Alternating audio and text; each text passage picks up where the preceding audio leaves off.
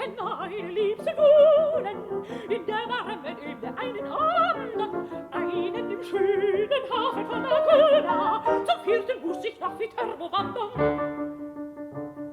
Ein anderer wohnt in Casentino dort, der nächste lebt mit ihr am selben Ort. Und wer der einen hab ich in Magione, vier